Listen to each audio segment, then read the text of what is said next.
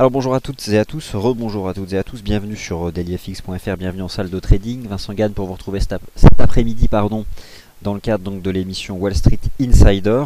Alors on se retrouve cet après-midi parce que ce matin vous aviez une décision de politique monétaire de la Banque Centrale du Japon. Demain, forcément un événement monétaire majeur. Jamais autant une décision de politique monétaire n'a été autant attendue. Et d'ailleurs, on peut d'ores et déjà constater que ce qu'on pourrait appeler les achats quantitative easing, un certain nombre de tendances qui existent depuis 3 semaines, connaissent dès aujourd'hui des prises de bénéfices. D'ailleurs, nous vous invitons, et je vais mettre en avant des arguments techniques, notamment sur les indices boursiers, mais aussi le Bund, vous avez un article sur notre site, ou encore sur l'euro, clairement à encaisser vos positions dès lors qu'elles étaient dans le sens des tendances fortes des dernières semaines, la baisse de l'euro sur le marché d'échange, ou encore la hausse du prix des actions européennes et la hausse du prix des obligations d'État en Europe. Alors, je reviendrai bien sûr sur tous ces actifs, sans oublier la décision de politique monétaire qui nous intéresse cet après-midi, décision de politique monétaire de la Banque Centrale du Canada. Alors voici les informations dont je dispose. À 16 h, heure de Paris, une décision de politique monétaire sera prise. Et à 17h15, je crois, le gouverneur de la Banque Centrale du Canada donnera donc une conférence de presse. Alors vous connaissez le principe. Il y a une première réaction du marché, donc là attendue sur le dollar canadien au moment où la décision de politique monétaire est rendue publique, à travers un communiqué auquel on peut accéder sur le site de la Banque Centrale du Canada. Et forcément, la conférence de presse crée un nouveau rebond de la volatilité, et cela donc aura lieu 1 heure environ après l'annonce de la Banque Centrale du Canada. Avant cela, je tiens donc à vous rappeler qu'afin de préserver les intérêts de tous, afin de préserver les intérêts de nos clients, FXECM va augmenter ses marges en 2 temps lors des prochaines 48 heures. Vous allez recevoir à ce sujet un email précis qui prendra la forme d'un tableau extrêmement clair. Les marges vont être doublées dès demain soir, donc jeudi soir, et vont basculer à 2% pour l'ensemble des paires de devises, à peu de choses près, vendredi soir à la clôture. Une augmentation des marges pour préserver donc les intérêts financiers de nos clients en 2 temps. L'email, vous allez le recevoir d'ici demain soir, donc je vous invite à surveiller activement la boîte mail associée à votre compte de trading chez FXECM. Et d'autre part, probablement en amont de cet email, ces informations seront diffusées sur notre forum lorsque nous aurons finalisé justement cette communication. Alors j'ai un peu trop vite ce matin annoncé le fait que cette information serait sur le forum en fin de matinée. Pour le moment, elle n'y figure pas, mais elle y sera lors des prochaines heures, et dans tous les cas, l'email naturellement avant l'augmentation effective de ces marges. Si vous avez des questions sur l'augmentation des marges de FXECM en 2 temps, je vous invite d'ores et déjà et immédiatement peut-être à contacter l'équipe commerciale ou notre service client qui d'ores et déjà est à même de vous donner les détails de l'augmentation donc de ces marges. Alors bienvenue, vous avez sous les yeux l'avertissement légal. Je vous l'ai laissé sous les yeux un certain temps, c'est majeur et les dernières semaines nous rappellent à quel point il est important d'en prendre connaissance. J'espère donc que vous l'avez lu du début jusqu'à la fin. Alors vous retrouvez sous vos yeux la nouvelle charte visuelle de nos émissions. Je vous invite à vous abonner au compte Twitter dailyfxfrance, @dailyfxfrance, qui est indiqué ici si vous voulez accéder en temps réel à la synthèse de la recherche de marché qu'on vous propose, puisque ce compte dailyfxfrance diffuse les analyses de notre analyste Adrian, ou encore Nicolas Chéron, encore moi-même, et d'autres aussi, puisque vous avez aussi des informations relatives à notre équipe d'analystes basée à New York. Et en ce qui me concerne, vous pouvez me suivre directement donc à @Vincent Gann. Alors, ce que je vous propose, c'est déjà de respecter le thème de cette émission, à savoir se focaliser sur les graphiques intraday H4. J'ai essayé ce matin dans le morning meeting d'évoquer des horizons de temps un peu plus longs, et ce sera surtout demain à 13 h, puisque demain dans notre conférence de trading en ligne, ma participation a lieu de 13 h à 14 h 15.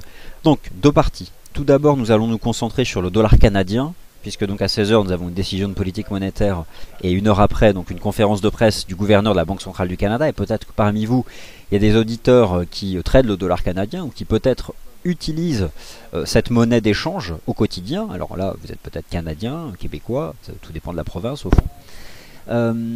Et puis ensuite le tour d'horizon classique. Voilà comment nous allons procéder. Alors forcément, commençons par la plus importante des paires en dollars canadiens, l'USD-CAD. Pourquoi s'agit-il d'une paire de devises importante? Puisqu'il s'agit probablement de notre, avec un grand N, stratégie haussière de long terme.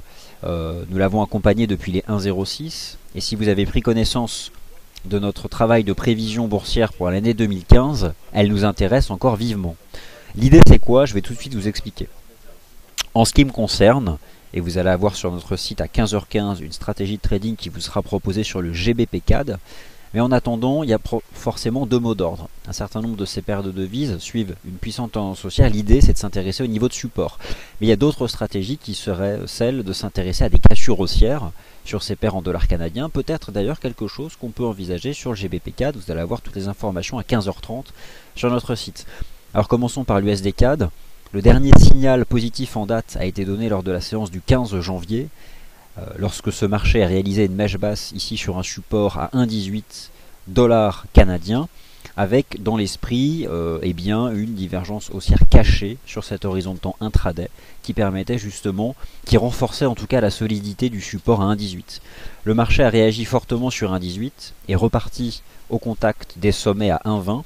Et le dernier signal d'achat en date a été donné le 20 janvier, donc le 20 janvier c'était hier, cassure des 1,1992, des 1,20, confirmée par la cassure des 1,20.46. Donc au final, c'est un signal d'achat et la tendance haussière se poursuit.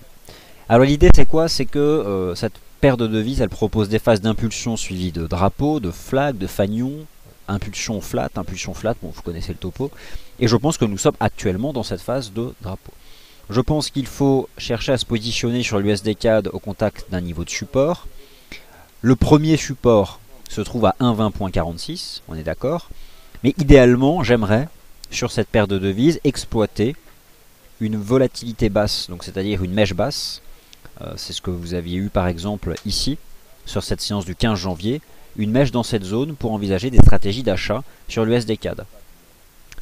Je pense qu'il faut mieux se positionner sur support sur cette paire de devises plutôt que dans le cadre de cassure haussière. Après, pourquoi pas. Alors, voilà donc ce que je pouvais vous dire sur l'USD-CAD. Et là, je pense que le graphique intraday, il parle plus ou moins de lui-même. Donc, elle est assez propre cette paire de devises sur cet horizon de temps. Maintenant, en ce qui concerne le GBP-CAD, la stratégie, enfin ce que je vais vous montrer, c'est ce qu'Adrian va vous décrire sur le site. Donc son document sera beaucoup plus complet. Là, je vous montre un graphique très simple.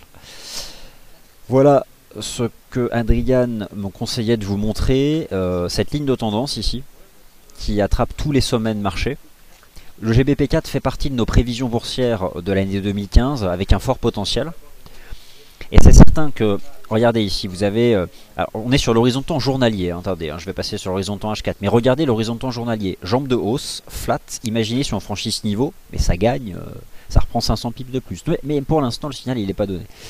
Alors je vais ajouter le watermark, celui-ci vous pouvez le personnaliser votre plateforme avec, et on va passer donc sur l'horizon de temps 4 heures, comme ça on aura fait le tour de toutes les paires en CAD. Voilà, donc vous retrouvez ici un zoom sur cette ligne de tendance ici du GBP-CAD qui attrape tous les sommets de marché depuis le début de l'année 2014. Donc vous imaginez, ça fait en fait presque un an, plus d'un an, bientôt un an, que le GBP-CAD est dans un range et que au fond, si jamais il dépasse les 1,84, ce sera un signal d'achat en fait majeur pour viser bien plus que 1,87. Donc il faut la surveiller. Il y a deux possibilités, soit chercher à se positionner plus en bas, c'est-à-dire sur support. Alors où se situerait le premier support du GBP-CAD vraiment solide? Il y a plusieurs niveaux, mais celui qui me paraît vraiment très solide, c'est les 1,80. Après il y a probablement des niveaux intermédiaires. Bon, vous allez avoir un article qui arrivera sur le site à ce sujet. Par contre, autre stratégie et peut-être au fond plus prudente dans le sens où ce serait le vrai signal, c'est la cassure des 1,84. En tout cas, notre vue de marché est de dire que casser un 84, ce ne serait pas un signal de court terme, mais probablement un pré-signal à la cassure des 1,8675. Tout simplement parce que, en fait, le GBP-CAD sortirait par le haut de cette phase de transition. Alors après, est-ce qu'on peut carrément revenir dans un premier temps chercher les 1,75 ou les 1,77? Ça, honnêtement, j'en sais rien. Tout ce que je peux vous dire, c'est tant qu'on est sous cette ligne de tendance, le signal n'est pas donné. Et la stratégie la plus prudente, c'est peut-être de se positionner sur cassure. Et pour ça, vous avez l'achat stop. C'est-à-dire que c'est un ordre d'achat en attente d'exécution. Donc il est différé, c'est un ordre de trading différé qui s'exécute dès lors que le prix du marché dépasse 1,84. Voilà donc où en est cette paire de devises.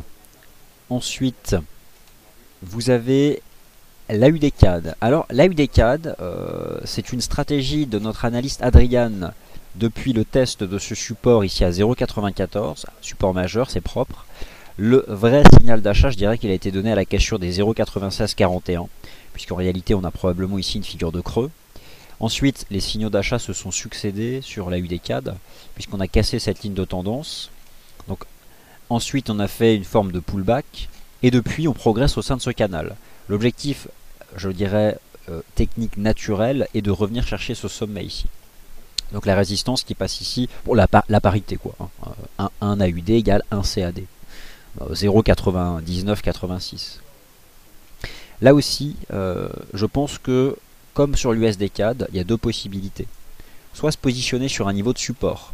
Le premier niveau de support sur l'AUD-CAD, c'est le bas du canal. Alors il y a certes un niveau horizontal qui passe ici, mais cette paire de devises, c'est le principe d'un canal de progression, malmène actuellement les niveaux horizontaux. Donc chercher à se positionner, soit profiter d'une dérive latérale jusqu'à ce que les cours rejoignent ici la partie basse de ce canal pour se positionner. Je pense que c'est la meilleure des solutions. Ensuite, comme pour le GBP-CAD avec les 1,84, si un jour le GBP-CAD franchit les 1,84, ce sera un signal d'achat majeur. De même, si la UD-CAD franchit les 0,9986, c'est clairement un signal pour viser 1,01. Voilà. Donc la UD-CAD est graphiquement bien construit avec soit des stratégies sur support ou en cassure. L'USD-CAD, bon, il n'y a pas photo, c'est probablement la paire la plus directionnelle. Le GBP-CAD, surveillez les 1,84, car le jour où cette résistance est franchie, imaginez le scénario idéal, on a le droit d'envisager. On casse 1,84 un jour, et ensuite on fait un pullback sur 1,84. Et alors là, le pullback sur 1,84, franchement, ce sera ce qu'on appelle une opportunité de trading. Donc, il y a plusieurs façons. La prudence invite, je dirais, à attendre la cassure haussière, sachant que si elle a lieu, c'est pour viser bien plus qu'un 86. Et forcément, là, le pullback, ça fait partie de ces rares pullbacks. Il n'y en a pas beaucoup, mais quand ils ont lieu, il faut y être. Alors voilà donc pour l'USD-CAD, le GBP-CAD et l'AUD-CAD. Alors je vous épargnerai une vue de marché sur le CAD CHF, car je pense que de manière générale, ces paires de devises, je les écarte pour l'instant, en attendant que la volatilité récente se calme, et puis surtout il va falloir du temps au marché pour réintégrer ce qu'on pourrait appeler la juste valeur de cette monnaie, donc je l'écarte. Reste le CAD-Yen et l'Euro-CAD. Alors l'Euro-CAD et le CAD-Yen, je les ai gardés pour la fin parce qu'elles sont beaucoup moins intéressantes, je pense, que le GBP-CAD, que l'USD-CAD ou l'AUD-CAD. AUD-CAD, GBP-CAD et USD-CAD sont pour moi les trois plus intéressantes en termes d'analyse technique. Ensuite, le CAD CHF ne m'intéresse absolument pas, reste l'Euro-CAD et le CAD-Yen. Alors qu'est-ce que j'en pense? Eh bien, c'est une excellente question. Ce que je pense, c'est que l'euro a été fermement vendu depuis le début de l'année parce que le marché price les mesures qui seront annoncées demain. Aujourd'hui, il faut prendre des bénéfices sur les ventes d'euros. Aujourd'hui, c'est un mauvais timing pour envisager une vente d'euros, ça c'est certain, surtout face à l'euro-dollar. Ça sert à rien, c'est aujourd'hui, il faut encaisser tous les tendances qui ont eu lieu avant. Après, vous êtes libre de vos décisions, mais en tout cas, c'est notre conseil.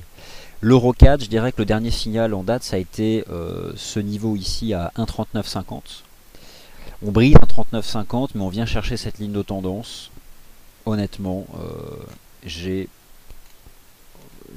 pas une vision graphique qui est claire de l'Euro-CAD, donc je vais pas forcer en fait. Ça servira à rien, un avis forcé, ce serait moins pertinent. Déjà que la prévision reste aléatoire. Quant au CAD-Yen, eh bien le CAD-Yen, j'ai épluché plusieurs horizons de temps. Et pour le moment, je ne sais pas si le niveau des 96,66 sera un creux important. C'est un niveau de support que le marché a formé, mais un jour ce niveau de support peut casser. Ou on peut rentrer dans un range entre 96,66 et 99,13. Mais honnêtement, je n'y vois pas bien clair.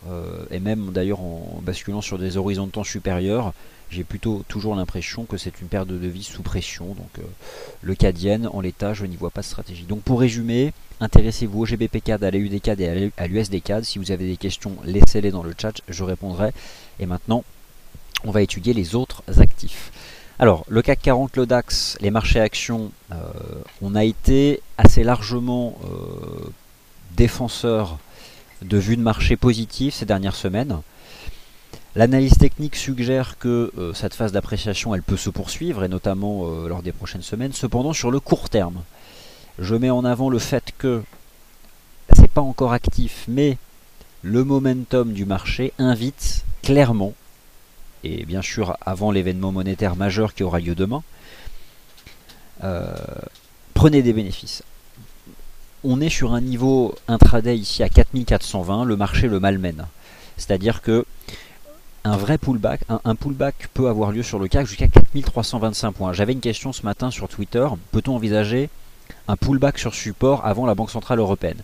C'est ce qui se passe sur le Bund, c'est ce qui se passe sur les marchés actions. Étant donné qu'un programme monétaire comme le QE, ça entretient la hausse à la fois du prix des obligations et à la fois du prix des actions. C'est ce que vous avez constaté depuis le 7 janvier. Donc, on peut parfaitement faire un pullback avant l'événement. C'est tout simplement des investisseurs qui ont des gains et qui ne veulent pas prendre le risque de voir ces gains s'effacer avec ce qui pourrait se passer demain. Quitte à revenir après, si jamais la hausse repart de plus belle, on se positionnera sur pullback. Donc, à la question de savoir est-ce qu'on peut utiliser ce support intermédiaire à 4420 sur le CAC pour se positionner, en ce qui me concerne, mon mot d'ordre aujourd'hui est de ne pas ouvrir de position qui soit encore ouverte demain. Alors après, en intraday, honnêtement, non. Voilà, vous avez mon point de vue. Clairement, on constate qu'on est dans une situation chartiste qui est différente, on malmène le niveau, ça ne repart pas pour autant. Donc le CAC 40 au niveau actuel des cours, bien, je ne pense pas qu'on ait fini de réaliser l'intégralité du pullback. Je ne serais pas surpris qu'on puisse soit dériver à plat autour de ce niveau, soit carrément faire un pullback un peu plus profond. Pour les stratégies d'achat, le DAX clairement vous dit que le marché action européen est rentré dans un pullback. Le DAX est en train d'ailleurs de casser un support intermédiaire à 10 191 points. Le pullback du DAX, c'est de venir tester les précédents sommets historiques. Les précédents sommets historiques sur le DAX, vous savez, se trouvent à 10 094 points. Alors c'est certain que 10 094, ça m'intéresse, on est d'accord. Dans le meilleur des mondes possibles, si on n'avait pas de Banque Centrale Européenne demain, un pullback du DAX sur 10 094, c'est le précédent sommet historique, oui, ça m'intéresse. En fait, dans l'absolu, sur le DAX, pour une stratégie positive, c'est ce socle ici qui m'intéresse. C'est-à-dire tout ce qui va se trouver entre 1950 et 10 094. Alors là, on malmène le niveau. J'ai même l'impression déjà que ça repart. Ah oui, alors ça repart même très fortement, dis donc. Je pense qu'une statistique est tombée.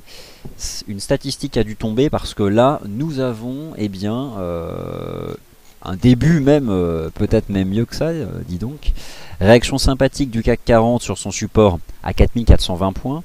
Alors je pense que nous attendions une statistique. Bon, dans tous les cas, ça ne change pas le fait que vous constatez que la vol, elle augmente à mesure que cet événement approche et que des déclarations sont faites vis-à-vis de l'événement qui a lieu demain. En ce qui me concerne, je préfère le DAX et envisager un achat sur support. Le niveau qui m'intéresse sur le DAX, c'est 10 094 points. Et en effet, si demain, après l'événement monétaire, nous avons un pullback du DAX sur 10 094 points, je dirais stratégie d'achat, ça c'est certain. Le DAX, je pense que s'il se repositionne sur ce niveau de support, c'est intéressant pour viser 10 500 points. Donc voilà, je le surveille. Alors, j'ai un bémol, c'est lorsque j'étudie l'analyse technique de l'Eurostoxx 50. Mais, justement, il sera intéressant à suivre. Le CAC 40 et le DAX ont donné des signaux positifs qu'on ne retrouve pas encore sur l'Eurostoxx 50. Mais c'est parce que le MIB et l'IBEX, je pense que ces deux indices ont du potentiel, mais qui vont probablement donner leur signal après la Banque Centrale Européenne. L'Eurostoxx 50, à chaque fois qu'il s'est présenté sur 3000 points, le marché a acheté. Voilà. 3000 points, ça a payé à chaque fois. Maintenant, il y a un niveau qui est au moins aussi important, c'est cette résistance à 3280 points. Si un jour, si l'Eurostoxx 50 franchit 3280 points, il faudrait une clôture franche. Allez, disons que si nous avons une clôture hebdomadaire au-dessus des 3300 points, je pense que l'Eurostoxx 50 fera de nouveaux sommets annuels forcément, mais dépassera les sommets de l'année 2014. Donc cet indice-là, vous pouvez le négocier via le CFD, mais je pense qu'il faut davantage l'utiliser comme son. D'ailleurs, il est utilisé, c'est un peu un benchmark. Surveillez ce niveau-là sur l'Eurostoxx 50, cette ligne de tendance, car le jour où elle est brisée à la hausse, ce sera un signal d'achat majeur, et avec à la clé 4600 sur le CAC, 10 500 sur le DAX, et le MIB et l'IBEX, qui eux, je pense, vont retendre vers leur sommet de l'année 2014. Sur le court terme, l'Eurostoxx 50 est enfermé entre 3250 points et 3210 et 3250. Je pense que le niveau à surveiller, c'est 3284. Bon, mais il faut prendre une certaine marge pour pas avoir une clôture marginale. Donc je dirais 3300 points. Si nous avons une clôture weekly au-dessus, c'est un signal d'achat. Donc voilà, dans tous les cas, là j'observe que les indices européens réagissent très bien sur support. Ok. Certes, nous sommes dans cette tendance en place depuis plusieurs semaines, mais je ne change pas finalement mon point de vue qui est qu'il faut en profiter pour sécuriser des gains, encaisser, voir les effets de l'événement monétaire de demain et se repositionner dès lors qu'un pullback sur support aura lieu. Mais en effet, on voit que ces tendances sont entretenues. Le Bund est sous l'effet d'une divergence baissière en données journalières. Vous avez un article sur notre site. Le Bund fait partie, et c'est probablement l'achat QE, c'est l'achat quantitative easing, dans le sens où le principe d'un quantitative easing, c'est d'acheter justement en direct ce type de contrat. Quantitative easing ne consiste pas à acheter des actions, mais en termes d'actifs financiers, on se concentre sur les obligations d'État, et le Bund fera partie de ces actifs financiers qui seront directement achetés par la Banque Centrale Européenne. Alors, est-ce que le marché a pricé ce futur programme? Il suffit d'observer la tendance. C'est juste, on est haussier depuis 1 an et demi, donc, et ça s'accélère depuis le début de l'année. Aujourd'hui, le marché prend des bénéfices. Vous avez sur notre site un article, et je vais vous le montrer en live. Voilà ce qui se passe. Il y a l'amorce d'une divergence négative. Et on peut envisager un pullback, probablement sur une ligne de tendance qui se situe un peu plus en deçà du niveau actuel des cours. Alors le fait d'avoir une divergence ne signifie pas que le marché va baisser, c'est juste, on peut juste faire un flat ou pas. Mais en tout cas, lorsqu'on voit ce type d'événement technique et cette tendance haussière, l'idée c'est de sécuriser des gains et quitte à se repositionner. Quel serait un bon support? Écoutez, un bon support, là on teste une ligne de tendance, mais honnêtement, on est au contact de la ligne de tendance, j'ai le sentiment qu'elle est, elle peut tenir, on n'a pas donné le signal sur les prix, mais un pullback un peu profond, un peu intéressant, ce serait de revenir sur 155,40. En tout cas, on est sur un support. On a peut-être dans l'esprit quelque chose qui peut favoriser la tendance ici. Bon. La ligne de tendance est là, elle est présente. Je peux comprendre qu'elle puisse paraître intéressante pour une stratégie positive. Mais imaginez demain si un programme d'achat de titres de dette n'était pas engagé.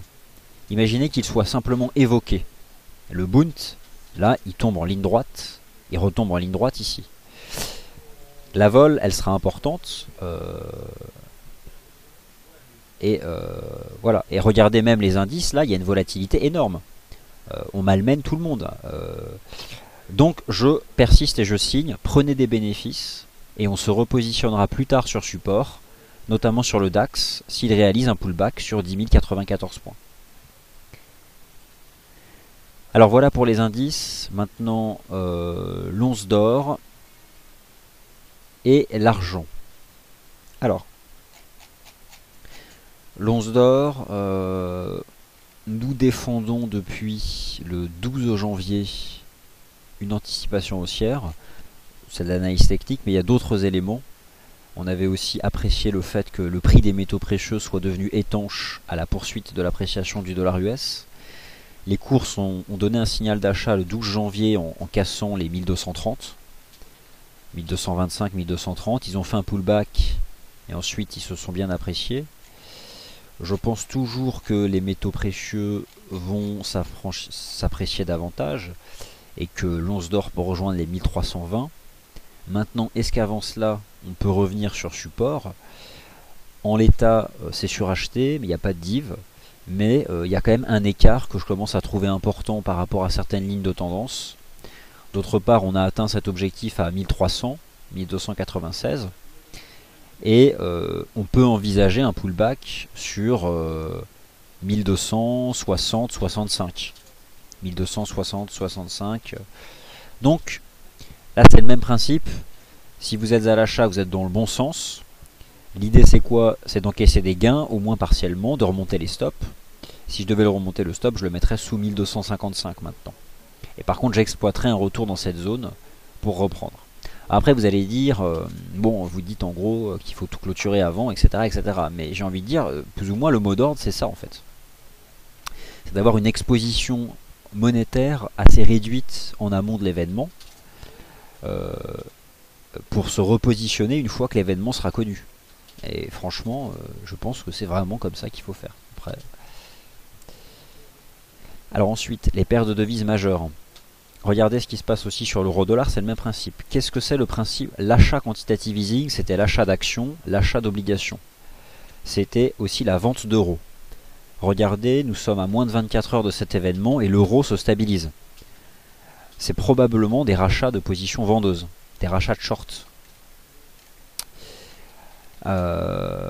Donc là aussi, aujourd'hui, on retrouve cette résistance ici à 1,1640. 1,1640, c'est le plus bas de 2005. C'est une résistance hebdomadaire. Eh bien, je pense que là, il ne faut pas se risquer à la vendre.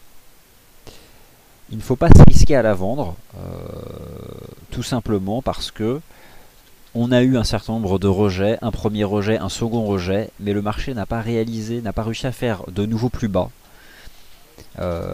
Il est possible que ce moment, il est possible qu'en fait on ait un rebond technique, un pullback, tout simplement prenant la forme de rachat de short. Et c'est-à-dire que si l'euro-dollar franchit les 1,1640, il pourrait revenir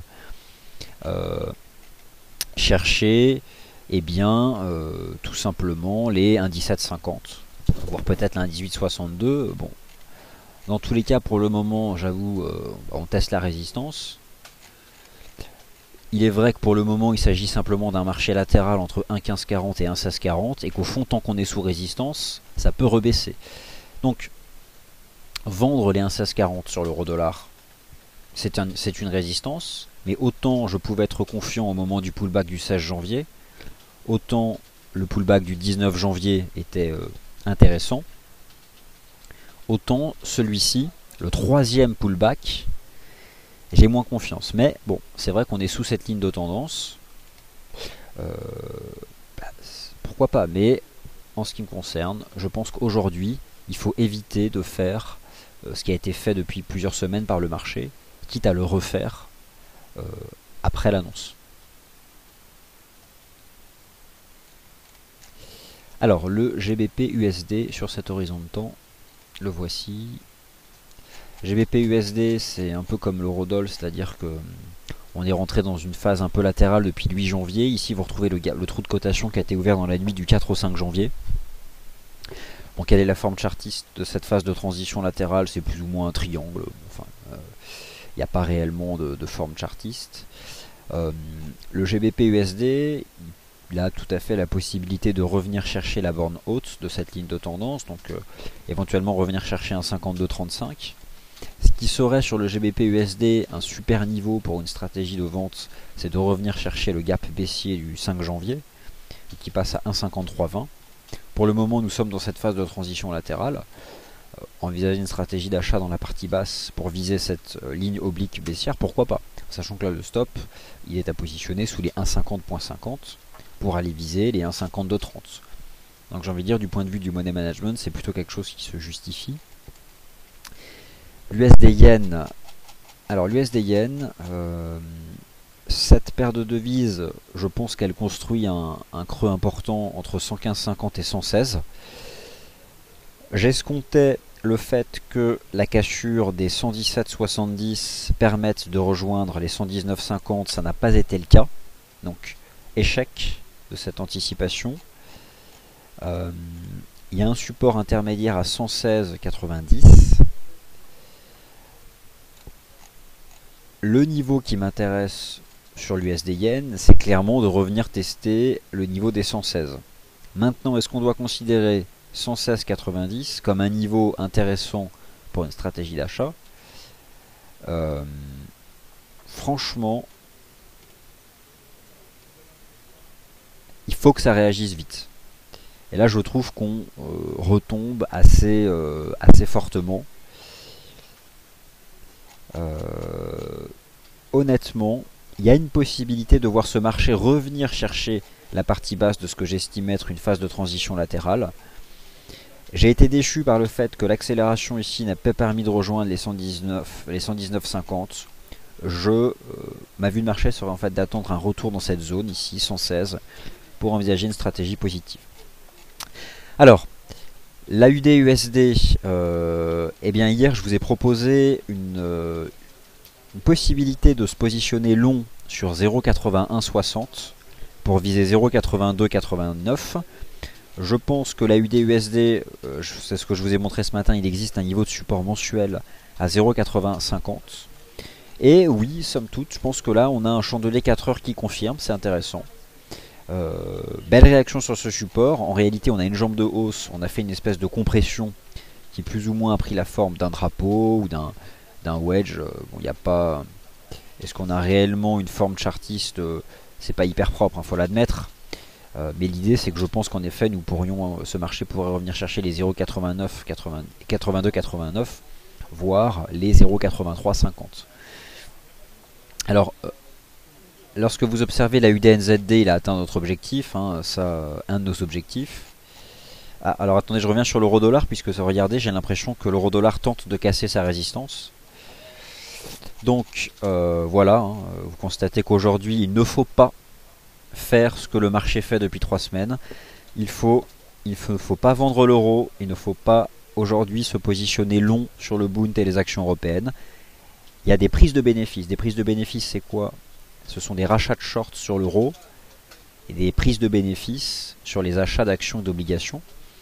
Donc l'euro-dollar tente de s'affranchir des 1,1680 et à ce moment-là, clairement, s'il confirme, c'est pour remonter au moins à 17,50.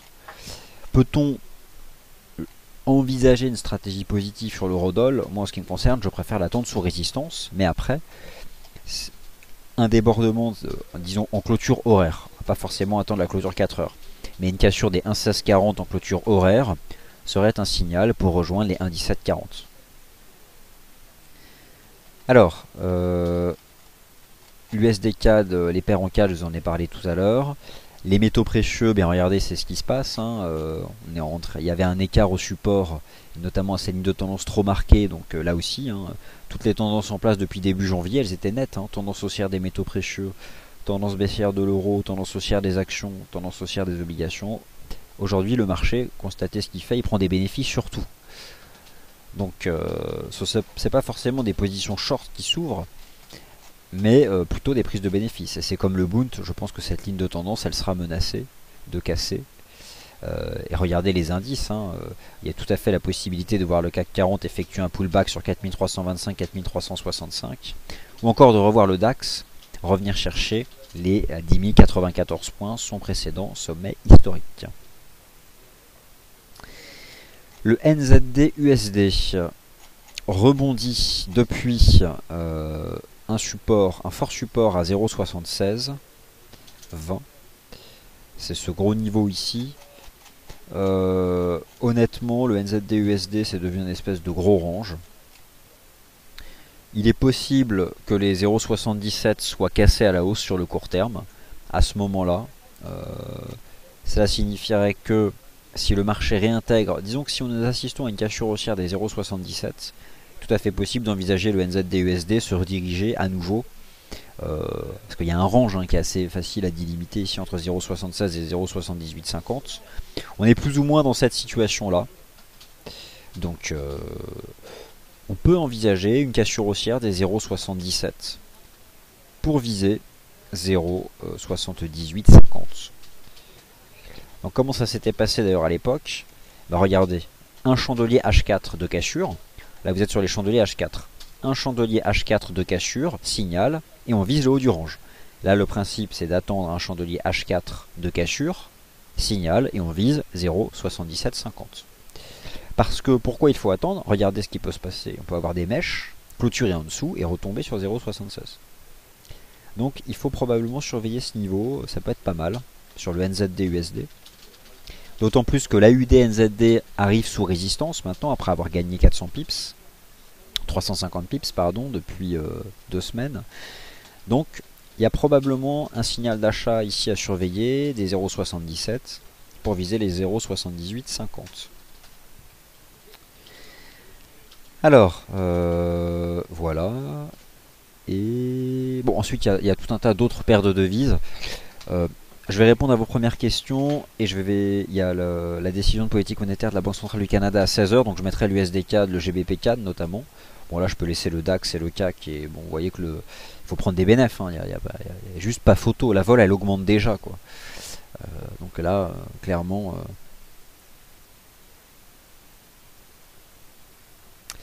Alors bonjour Pignouf, donc oui je vous rassure tout le monde va bien. Alors l'AUD CAD. Première question sur la UDCAD, c'est parti. Alors, est-ce que je vois une ETE sur la UDCAD? Alors, ETEI ou ETE, soyons précis. En termes d'analyse chartiste, je me force jamais. Soit c'est limpide, soit ce n'est pas limpide. Mais, je vous ai expliqué tout à l'heure que cette paire de devises, je pense qu'elle a encore du potentiel. Que idéalement, j'aimerais bien l'attraper dans la partie basse du canal. Mais que il y a une possibilité clairement que, en tout cas ce qui est certain, si on casse à la hausse les 0,9986, c'est signal d'achat et ensuite on se positionne sur pullback. C'est un peu à l'image de ce qu'on avait eu ici avec les 0,9641, une cassure H4, signal d'achat. Limite on peut payer à la clôture du chandelier. Ça peut être une des meilleures stratégies.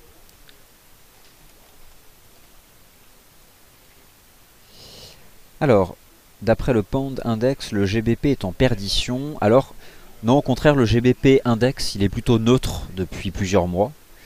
Quant au GBP CAD, si vous avez bien compris mon propos, c'est d'attendre une cassure des 1,84.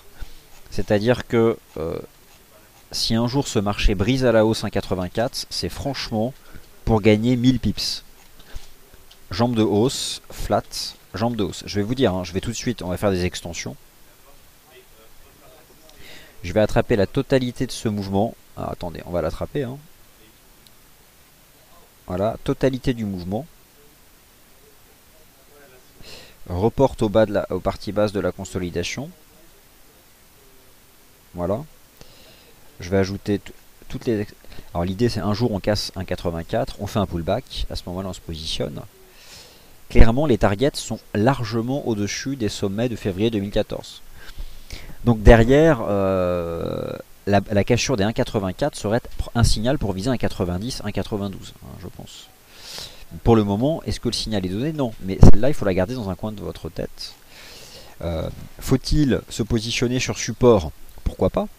Ça permet de minimiser ou d'être déjà... On peut utiliser par exemple cette ligne de tendance pour chercher à se positionner sur support sur le GBP CAD. Et dans ces cas-là, une possibilité de se placer si le marché revient chercher cette ligne de tendance et renforcer en cas d'une cassure haussière D1 des 1,84 pour viser 1,86, 60 et 1,90. Enfin, celle-là, elle a quand même une configuration de moyen terme. Je pense qu'il faut l'avoir en tête.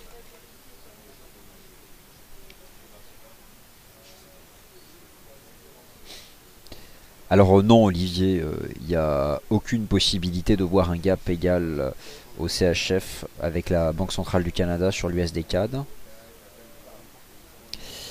Donc nous avons eu des informations en provenance du directoire de la Banque Centrale Européenne. Alors bonjour Michel, donc forcément je n'ai pas de vue de marché à vous proposer sur l'euro CHF et de manière générale le franc, je l'écarte des stratégies FX.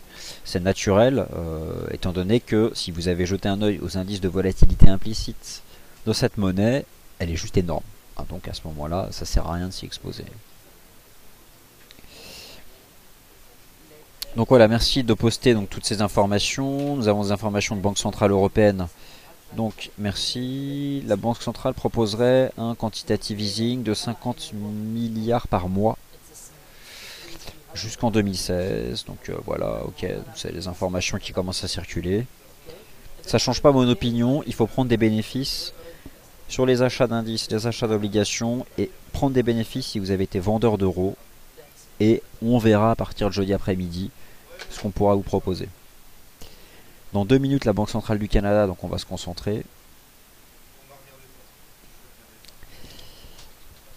Alors, Laurent, donc une question. Alors en ce qui concerne l'augmentation des marges en 2 temps, jeudi soir et vendredi soir, je vous ai donné toutes les informations tout à l'heure en début de webinaire. Vous allez recevoir un email d'ici demain soir précis, probablement en amont un message qui sera posté donc dans le forum. Donc voilà, soyez patients, toutes ces informations elles vont arriver. Et alors Nico, vous nous répondez donc sur l'AU des CAD. Est-ce que je vois une tête épaule inversée sur l'AU des CAD? Potentiellement, il y a l'esprit, enfin je vois ce que vous voulez dire.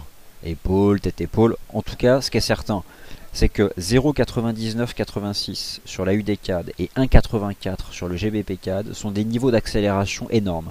C'est-à-dire que si le GBP-CAD franchit 1,84, c'est pour s'envoler. Et si la UD-CAD franchit la parité, c'est pour rejoindre les 1,0230. Donc, ce que nous allons faire, nous allons positionner le GBP-CAD. Et alors, je vous rappelle qu'il y a 2 événements. À 16 h, la décision de politique monétaire, et à 17 h, la conférence de presse de M. Polos, P-O-L-O-Z, le gouverneur de la banque. Alors ça y est, c'est tombé. Oh là, Monsieur Raymond, regardez le GBP-CAD, vous avez votre signal. Oh là, bah écoutez, nous avons... alors, regardez la volatilité. Le GBP-CAD...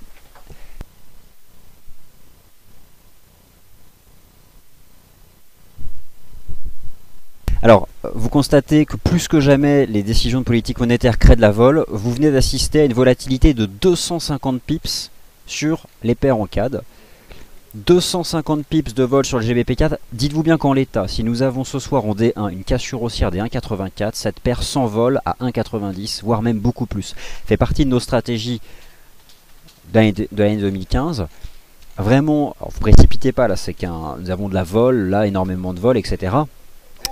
Baisse de taux, baisse surprise des taux d'intérêt de la Banque Centrale du Canada. Baisse surprise des taux d'intérêt de la Banque Centrale du Canada. Probablement en rapport avec la chute des prix de l'énergie, ça c'est certain, pour booster. Donc, alors, surveillez celle-là parce que, voilà, mon conseil c'est quoi? Attendez une clôture H4 au-dessus des 1,84. Exploitez le pullback et positionnez-vous. Elle est vraiment intéressante. Donc, celle-là, 1,84, nous avons quelque chose d'important. AUD-CAD, cassure haussière des 0,9986. Ça faisait partie réellement des 2 gros niveaux d'accélération haussière. Bon, alors là, j'admets... alors, c'est certain que la stratégie qui était de laisser traîner des achats stop, là, forcément, c'était intéressant, quoi. Ça nous rappelle que les achats stop, enfin, les ordres à seuil de déclenchement, c'est efficace. Bon, ok. C'est facile après coup. Voilà ce que je vous propose. Soyez serein et zen, surtout, ne faut pas se précipiter. 1,84 sur le GBP-CAD. Si jamais vous avez une confirmation, disons en clôture horaire, vous pourrez considérer qu'un pullback sur 1,84 faudra acheter. Sur l'AUD-CAD, une cassure horaire. Donc, attendez, soyez patient lors de la prochaine heure. Des 0,9986 sera un signal d'achat pour viser à terme les 1,02. Donc l'idée, c'est que le marché confirme rapidement que ces 2 niveaux sont devenus des supports. 0,9986 sur la UD-CAD et 1,84 sur le GBP-CAD. Et il faut admettre que c'est très sympathique. L'USD-CAD a gagné 270 pips. Je n'en reviens pas. J'ai rarement vu une sortie de drapeau aussi propre en données 4 heures, mais enfin bon, voilà, c'est... Vous imaginez la vol sur une décision de politique monétaire, 250 pips. Alors imaginez demain avec la Banque Centrale Européenne. Alors notre mot d'ordre, il a vraiment pas changé. L'USD CAD gagne 250 pips suite à cette baisse surprise des taux d'intérêt de la Banque centrale du Canada. Notre objectif cette année c'est 1,30, le marché il va sereinement. Et donc le premier support sur l'USD CAD se trouve à désormais 1,2113. Donc si on a un pullback sur 1,2113, ce sera parfait pour une stratégie d'achat. Si vous avez sur le GBP CAD un pullback, voilà, le GBP CAD, voilà mon conseil. Ici, on peut mettre en place des stratégies d'achat sur repli. Alors vous allez me dire, mais ça n'arrivera jamais. Je vous garantis, les pullbacks, il y a souvent des pullbacks dans le marché. Ce qu'il faut simplement être certain, c'est que ces paires de devises-là, il faut les ajouter maintenant à votre suivi. Car nous avons le point de départ là de signaux en tendance. Et le GBP4 peut tout à fait rejoindre maintenant les 1,8660, mais je pense même que les 1,8660 seront cassés à la hausse. Je sais qu'il ne faut pas anticiper, mais c'est la configuration graphique à plus long terme que je vous ai montré. C'est vraiment... Donc on est en plein finalement ce thème de la guerre des monnaies, puisque si vous faites le bilan depuis une semaine, les baisses de taux, il y a eu celle de la Banque nationale du Danemark, la Banque nationale suisse, maintenant la Banque centrale du Canada. Toutes les banques centrales finalement tentent de continuer d'affaiblir leur monnaie. Et là voilà, voilà donc pour le GBP CAD. L'Eurocad, que se passe-t-il? Alors forcément, bon, elle m'intéressait moins que les autres, mais bon, bah voilà. Le dernier signal en date, c'était le franchissement des 1,3950. Bon, bah le marché a tenu ce niveau. Bon, l'Eurocad, selon moi, ne présente pas réellement d'intérêt. Et le CAD-Yen, forcément, casse un support. Donc le CAD-Yen casse un support, casse les 96,66. Et désormais, il s'agira d'une résistance pour une stratégie de vente. Donc pour résumer, 96 au 66 sera une résistance pour une stratégie de vente sur le CAD-Yen. L'USD CAD 1,2113, un pullback pour une stratégie d'achat. Mais nos paires de devises préférées sont le GBP CAD. Exploiter un retour sur 1,84 pour une stratégie d'achat. Et la UD CAD, exploiter un retour sur la parité, c'est-à-dire 1 dollar australien égale 1 dollar canadien. Plus précisément, je dirais 0,99 70, 0,99 86 pour une stratégie positive. Libre à vous d'attendre la clôture qui vous intéresse. Je dirais qu'au moins une cassure horaire. Au moins un chandelier horaire qui ne soit pas une mèche haute. Et derrière, attendez les pullbacks.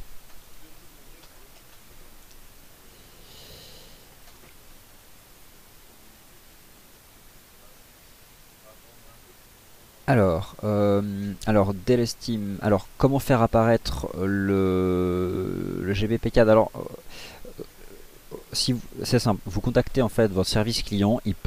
On peut faire apparaître toutes les paires de devises de votre choix. Ce que je vous invite à faire, c'est tout de suite d'appeler notre service client et vous demander à ce qu'on vous ajoute toutes les paires en dollars canadiens et vous les aurez toutes. Voilà, donc je vous remercie d'avoir suivi ce point de marché Wall Street Insider avec un focus sur le dollar canadien. Soyez prudents parce qu'à 17 h, nous avons une conférence de presse du gouverneur de la Banque centrale du Canada. Donc voilà, ayez conscience de ça. Cependant, intéressez-vous au niveau de support que j'ai mentionné, et notamment donc sur le GBP CAD et la UD CAD. Voilà, merci à toutes et à tous.